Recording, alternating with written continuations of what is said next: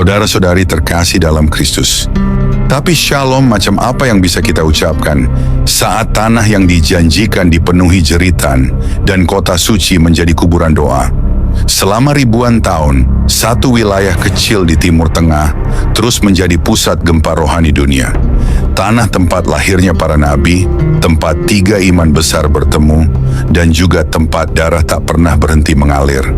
Yerusalem, kota suci, tapi juga kota berdarah. Bagi Yahudi, ini adalah takhta Daud.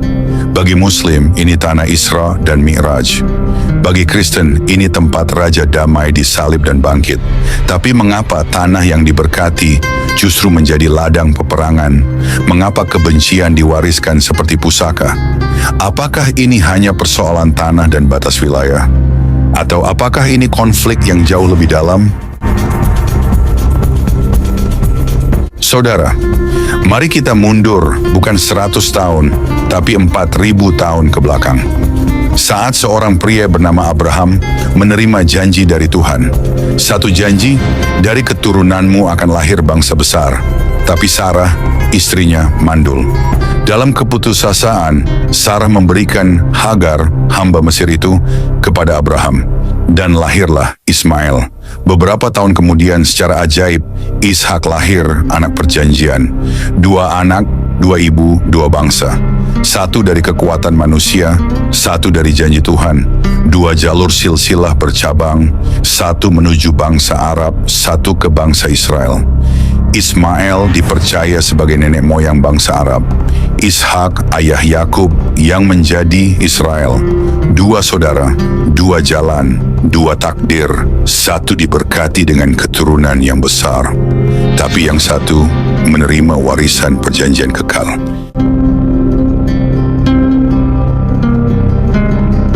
Tentang Ismail, Tuhan berkata di Kejadian 16 ayat 12, "Seorang laki-laki yang lakunya seperti keledai liar, demikianlah nanti anak itu, tangannya akan melawan tiap-tiap orang, akan melawan dia, dan di tempat kediamannya ia akan menentang semua saudaranya."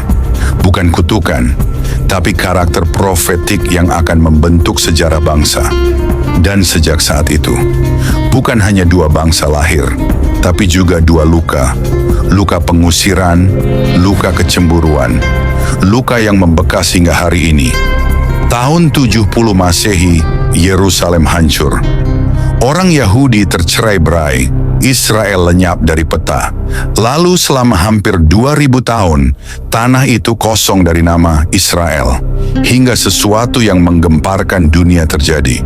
14 Mei 1948, Israel kembali berdiri. Tepat di tanah yang dijanjikan kepada Abraham ribuan tahun lalu. Sebagian menyebutnya mujizat, sebagian menyebutnya penjajahan. Tapi satu hal jelas, sejak hari itu dunia tidak lagi sama. Perang demi perang, darah demi darah, tembok demi tembok, tapi juga nubuat demi nubuat, satu demi satu mulai terbuka. Nabi Yehezkiel melihat tulang kering bangkit menjadi tentara besar. Itu bukan puisi, itu adalah nubuat. Israel yang mati akan hidup kembali. Dan kini kita hidup di zaman di mana nubuat itu sedang bergerak. Zakaria 12 ayat 3 berkata, "Yerusalem akan menjadi batu sandungan bagi segala bangsa. Semua orang akan berusaha mengangkatnya, tapi terluka karena itu." Bukankah itu yang terjadi hari ini? Dunia mencoba mendamaikan konflik ini, tapi makin mencoba, makin banyak yang berdarah. Yesus pernah berkata di Matius 24 ayat 7, "Bangsa akan bangkit melawan bangsa, kerajaan melawan kerajaan, dan kamu akan dibenci oleh semua bangsa oleh karena namaku." Saudara, ini bukan teori konspirasi, ini adalah tanda-tanda zaman. Tapi pertanyaannya kini bukan lagi, mengapa mereka berperang, tapi akankah ini akan berakhir? Nabi Yesaya melihat masa depan, bukan diplomasi, bukan konferensi PBB, tapi menempa semua pedang, mereka menjadi mata bajak dan tombak mereka menjadi pisau pemangkas. Dan tidak ada lagi bangsa yang belajar perang. Itu bukan utopia, itu janji. yang hanya akan digenapi oleh satu pribadi, Raja Damai. Selama Yesus Mesias belum diakui sebagai Raja oleh hati manusia, pedang akan terus terhunus, damai hanya akan jadi harapan palsu. Tapi saat dia diterima, maka Yerusalem akan beristirahat dan dunia akan mengenal damai sejati. Matius 24 ayat 24. Yesus memperingatkan, akan muncul Mesias palsu, nabi palsu, melakukan tanda dan mukjizat, bahkan jika mungkin menyesatkan orang pilihan. Hati-hati, banyak yang menjual nubuatan demi uang, banyak yang memakai nama Tuhan, tapi bukan suaranya. Jangan tertipu oleh kemasan religius. Ujilah segala sesuatu. Pegang yang baik, karena bukan semua yang bersinar itu terang, dan bukan semua yang keras bersuara membawa kebenaran. Konflik mungkin tak berakhir besok, tapi janji Tuhan akan digenapi. Setiap lutut akan bertelut, setiap lidah akan mengaku bahwa Yesus adalah Tuhan. Damai sejati bukan soal politik, bukan soal batas wilayah. Damai sejati dimulai dari hati yang menyerah kepada Sang Raja Damai sebelum Yerusalem pulih. Biarlah hatimu yang pulih lebih dulu, karena ketika dia datang, dia tidak hanya akan menyelesaikan perang, dia akan mengakhiri waktu itu sendiri dan membangun kerajaannya dengan damai yang tidak akan pernah berakhir. Apakah engkau sudah siap atau masih memegang pedang di saat Raja Damai sudah mengetuk pintu hatimu?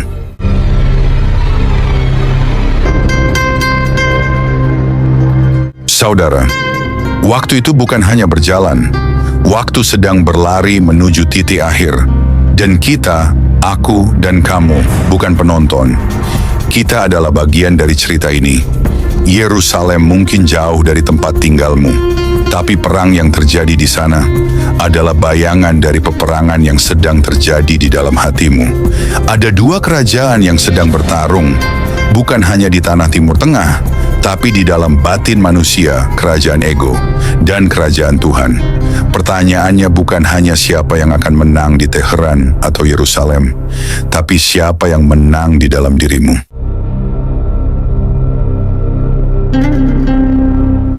Di satu tempat, suara siren, bom, dan air mata. Di tempat lain, tawa, pesta, dan pelupa akan kekekalan. Dunia tidak sadar bahwa Tuhan sedang mengguncang bangsa-bangsa, agar manusia kembali mencari wajahnya sebelum semuanya terlambat. Karena hari akan datang, bukan hari perang, tapi hari ketika penghakiman akan dimulai. Yesus berkata, "Lihatlah, aku datang segera, dan upahku ada padaku." Wahyu 22 ayat 12. Dan saat dia datang, bukan lagi sebagai bayi di palungan, tapi sebagai raja di atas awan, dengan mata seperti nyala api, dan pedang keluar dari mulutnya. Siapa yang bisa berdiri di hadapannya? Siapa yang siap saat langit terbelah? Apakah hatimu akan bersorak, ataukah bersembunyi dalam ketakutan? Bukan waktunya lagi untuk netral. Bukan waktunya untuk menunda pertobatan. Waktu hampir habis. Dan pertanyaannya bukan lagi soal Israel atau Iran, tapi apakah aku sudah berdamai dengan Tuhan?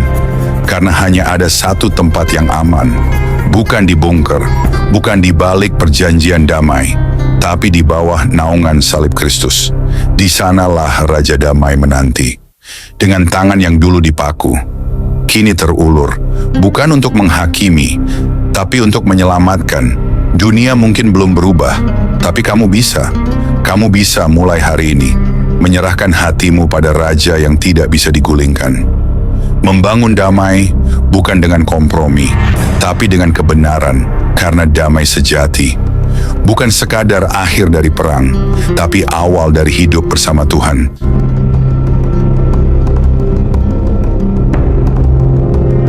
Shalom saudara-saudari terkasih, selamat datang kembali di Renungan Malam God's Voice.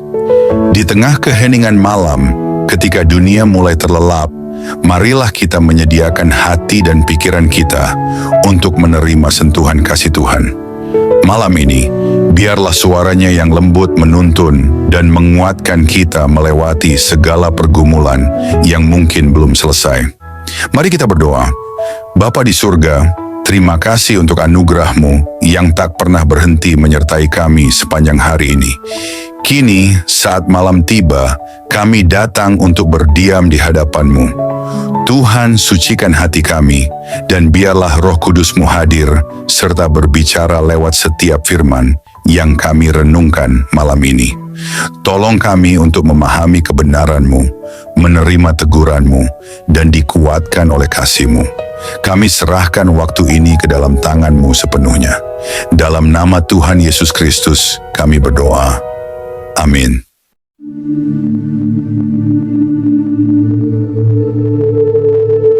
Saudara-saudari terkasih dalam Kristus, bumi sedang menanti penggenapan terakhir dari janji-janji Allah, dan kita bukan lagi hidup di masa tunggu. Kita sedang berdiri tepat di gerbang sejarah akhir zaman. Yerusalem bukan sekadar kota di peta, itu adalah titik pusat pertempuran rohani terbesar sepanjang masa. Ia adalah panggung terakhir, di mana kebenaran dan penyesatan, terang dan kegelapan, Tuhan dan kuasa si jahat bertabrakan dengan kekuatan penuh. Dan kita bukan penonton, kita adalah bagian dari cerita ini. Lihatlah sekelilingmu, dunia tidak lagi menyembunyikan niat jahatnya. Bangsa-bangsa berkumpul bukan untuk berdamai, tapi untuk berkonspirasi melawan umat pilihan Tuhan. Dan Alkitab sudah lebih dulu berkata, mengapa rusuh bangsa-bangsa? Mengapa suku-suku bangsa merencanakan hal yang sia-sia? Mazmur 2 ayat 1. Apakah semua ini kebetulan? Tidak. Ini adalah panggilan alarm surgawi. Ketika Israel kembali ke tanah perjanjian, itu bukan sekadar politik. Itu adalah sinyal bahwa waktu hampir habis. Ketika roket-roket ditembakkan, ketika pemimpin-pemimpin dunia mulai berdiri menentang Yerusalem, ketika darah anak-anak kembali membasahi tanah suci, itu bukan hanya berita. Itu adalah nubuatan yang sedang dibuka seperti gulungan kitab di hadapan kita semua. Dan jika semua itu benar, jika semuanya sedang bergerak menuju hari Tuhan yang besar dan dahsyat, maka pertanyaannya adalah, di mana engkau berdiri hari ini? Apakah hatimu sudah diserahkan kepada Raja Damai? Atau engkau masih bermain-main dalam bayang-bayang dunia yang akan segera terbakar? Dengarlah, ini bukan waktunya untuk netral. Ini bukan zamannya lagi untuk abu-abu. Yang hangat akan digerakkan, tapi yang suam-suam akan dimuntahkan. Israel bukan hanya simbol nubuatan, mereka adalah lonceng jam surgawi. Setiap kali Israel diserang, jam Tuhan berdetak. Setiap kali Yerusalem diperjuangkan, langit bergemuruh. Setiap kali bangsa-bangsa bersatu melawan tanah itu, maka satu hal pasti, Raja sedang bersiap turun. Tapi sebelum dia datang di awan-awan, dia ingin datang lebih dulu ke hatimu. Apakah engkau akan membukakan pintu, atau menolaknya seperti dunia yang menolaknya dahulu? Saudaraku, jangan tertipu oleh damai palsu. Jangan terbuai oleh perjanjian duniawi. Jangan tertidur di zaman di mana sangkakala hampir ditiup. Hari-hari ini adalah hari-hari terakhir. Malam sudah hampir berlalu, dan fajar yang agung akan segera menyingsing. Bangkitlah, jangan jadi bagian dari dunia yang akan dihakimi. Jadilah bagian dari kerajaan yang tidak tergoncangkan. Kembali pada firman. Berdiri di atas kebenaran, jangan goyah, karena badai besar sedang datang, dan hanya mereka yang membangun di atas batu karang yang akan tetap tegak.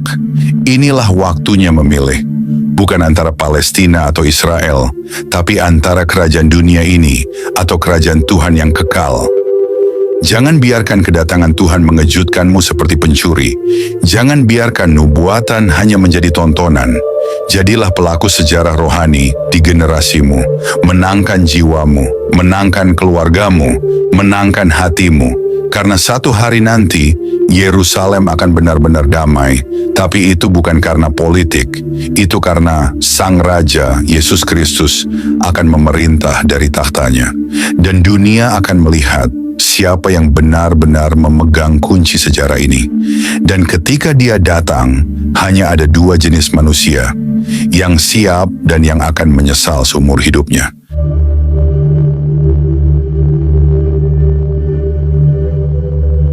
Mari kita berdoa. Bapa kami yang penuh kasih, di keheningan malam ini kami datang dengan hati yang penuh syukur. Setelah melewati satu hari yang penuh kesibukan, kami ingin berhenti sejenak, mengangkat mata kami ke surga, dan mengucapkan terima kasih kepadamu. Terima kasih Tuhan untuk nafas kehidupan yang Engkau berikan sejak fajar menyingsing. Terima kasih untuk setiap langkah yang dapat kami jalani, untuk setiap tugas yang dapat kami selesaikan, dan untuk setiap perjumpaan yang Kau izinkan terjadi hari ini. Bahkan di tengah kelelahan, kami melihat kebaikan-Mu menyertai kami dalam setiap detik kehidupan. Di malam yang hening ini, kami datang kepadamu dengan hati yang terbuka dan jiwa yang haus akan hadirat-Mu. Setelah mendengar firman-Mu yang hidup, kami terdiam dalam kekaguman. Betapa besarnya kasih-Mu, betapa dalamnya belas kasihan-Mu yang tak berkesudahan. Tuhan, malam ini kami menyerahkan seluruh isi hati kami di hadapan tahta-Mu. Segala beban yang kami pikul, segala luka yang tersembunyi, setiap dosa yang begitu sering kami abaikan, kami letakkan semuanya di kaki-Mu. Ajari kami untuk tidak lagi berpaling. Ajari kami untuk mencintai-Mu dengan segenap hati, segenap jiwa, segenap akal budi kami. Tuhan, malam ini kami tidak ingin hanya menjadi pendengar. Biarlah firman-Mu mengakar dalam hidup kami, menembus kerasnya hati kami, membangkitkan jiwa kami yang lesu, dan membakar roh kami dengan api dari surga. Jika ada jalan dalam hidup kami yang bengkok, luruskanlah Tuhan. Jika ada bagian hati kami yang beku, cairkanlah dengan kasih-Mu. Jika ada keputusan yang salah, tuntunlah kami kembali ke jalan kebenaran. Ya Tuhan, dalam keheningan malam ini, kami rindu berpisik di hadapan-Mu. Ambillah seluruh hidup kami, bentuklah kami seturut gambar-Mu. Jadikan hidup kami alat bagi kemuliaan-Mu, bukan untuk ambisi kami sendiri. Ajari kami menghitung hari-hari kami, supaya kami beroleh hati yang bijaksana. Ajari kami untuk hidup dengan kesadaran bahwa waktu ini singkat dan kekekalan itu nyata. Tuhan, dalam gelapnya dunia ini, nyalakanlah terang-Mu dalam hidup kami. Jadikan kami pelita yang tidak padam, saksi yang tidak malu memberitakan nama-Mu. Ketika dunia menawarkan godaan, kuatkan hati kami untuk tetap setia. Ketika badai datang, peluklah kami dengan damai-Mu yang melampaui segala akal. Ketika tubuh ini lemah, jadilah kekuatan kami. Ketika jiwa ini letih, jadilah penghibur kami. Bapa, kami tahu tanpa Engkau, kami tidak mampu. Tanpa kasih-Mu, kami kosong. Tanpa Roh-Mu, kami kering dan mati. Oleh sebab itu malam ini kami berseru, jangan pernah tinggalkan kami Tuhan. Jangan biarkan kami berjalan setapak pun tanpa penyertaan-Mu. Sebab satu hari di pelataran-Mu lebih baik daripada 1000 hari di tempat lain. Tuhan, mungkin ada banyak hal yang belum sempurna, banyak rencana yang belum tercapai, tetapi malam ini kami memilih untuk bersyukur. Karena kami tahu, tangan-Mu tetap bekerja, bahkan saat kami tidak melihatnya. Kami percaya segala sesuatu yang terjadi hari ini ada dalam kendali-Mu yang penuh kasih. Terima kasih untuk kekuatan saat kami merasa lemah. Terima kasih untuk penghiburan saat kami hampir menyerah. Terima kasih untuk damai-Mu yang melingkupi hati kami, bahkan di tengah kekacauan. Segala sesuatu yang kami alami hari ini, suka maupun duka, adalah bagian dari rencana-Mu yang indah. Ajari kami untuk melihat bahwa setiap momen dalam hidup kami adalah anugerah. Ajari kami untuk selalu ingat bahwa tanpa-Mu kami tidak bisa berbuat apa-apa. Bapa yang setia, ajari kami untuk tetap rendah hati, untuk tetap bergantung pada-Mu dalam segala hal. Ajari kami untuk tidak sombong atas keberhasilan dan tidak putus asa dalam kegagalan. Kini saat malam melingkupi kami, biarlah hadirat-Mu menjadi naungan kami. Berikanlah tidur yang penuh damai dan bangunkan kami esok hari dengan semangat baru untuk hidup hanya bagi-Mu. Hingga hari itu tiba, saat kami bertemu muka dengan-Mu dalam kemuliaan kekal, biarlah setiap hari hidup kami menjadi nyanyian pujian yang harum di hadapan tahta-Mu.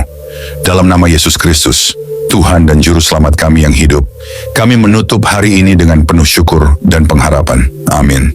Saudara-saudari terkasih, sebelum kita menutup hari ini, mari kita datang dengan kerendahan hati di hadapan Tuhan. Kita mengangkat suara, mengangkat hati, dan dengan penuh iman, kita berdoa sebagaimana Tuhan Yesus sendiri mengajarkan kita. Mari kita ucapkan bersama. Doa Bapa kami. Bapa kami yang di sorga, dikuduskanlah namamu, datanglah kerajaanmu, jadilah kehendakmu di bumi, seperti di sorga. Berikanlah kami pada hari ini makanan kami yang secukupnya, dan ampunilah kami akan kesalahan kami, seperti kami juga mengampuni orang yang bersalah kepada kami. Dan janganlah membawa kami ke dalam pencobaan, tetapi lepaskanlah kami daripada yang jahat, karena Engkaulah yang mempunyai kerajaan, dan kuasa, dan kemuliaan sampai selama-lamanya. Tuhan memberkati engkau dan melindungi engkau. Tuhan menyinari engkau dengan wajah-Nya dan memberi engkau kasih karunia. Tuhan menghadapkan wajah-Nya kepadamu dan memberi engkau damai sejahtera. Amin.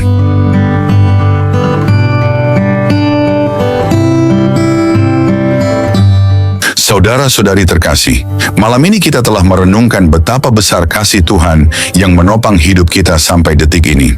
Biarlah setiap kebenaran yang telah kita dengar tidak berhenti hanya di telinga, tetapi bertumbuh di hati, mengubah hidup kita hari demi hari, hingga kita menjadi serupa dengan Kristus, Sang Terang Dunia. Jangan biarkan malam ini berlalu begitu saja.